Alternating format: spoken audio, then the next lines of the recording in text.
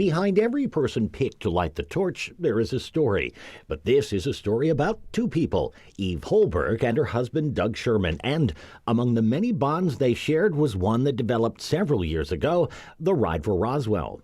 You know, I was sort of familiar with the Ride for Roswell. I think you'd have to live under a rock in Buffalo not to be familiar with it.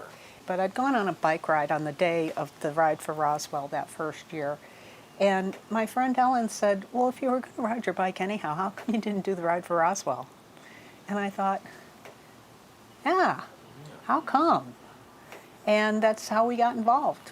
And, you know, we knew that fighting cancer was a cause that we could support. Due in no small part to another striking similarity between the two. Well, first of all, we were struck by just the odd coincidence that we would both get the same cancer, almost 10 years apart. Doug's came first, diagnosed with colorectal cancer in 2000. He was diagnosed at, a pretty young age. He was in his 40s. His cancer was cured, chemo, radiation, and then major surgery. But then I got my diagnosis. My first cancer was 17 years ago. I was diagnosed with stage 2 rectal cancer. Then in 2015 and 2018, I had lung cancers. That's a lot of cancer. It is a lot of cancer. I was pretty confident that none of it was going to kill me, or at least not right away.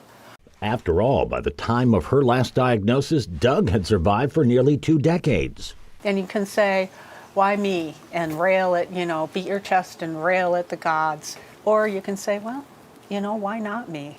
Like, let's not freak out. Let's not lose our minds. Let's hunker down and go to war.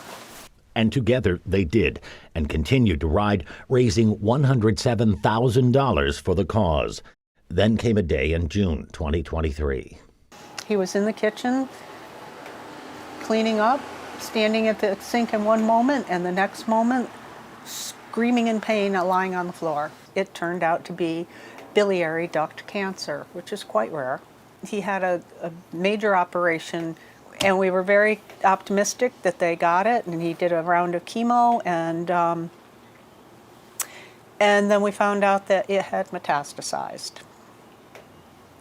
And fought a brave fight against it for another 14 months. And I'm sorry. Their 40 years together ended in December of 2024, 2 weeks before Christmas, 1 week before her birthday. It feels like yesterday. Feels like yesterday. Yeah, I don't.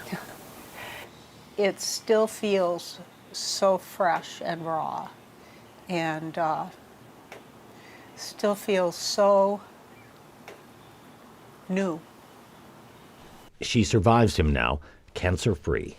As far as I know. Well, you're much too busy to have it again. Oh, we'll tell cancer that. Well, I think you got too much to do. I do. Starting with lighting that torch. How's that strike you? I was going to say like a match.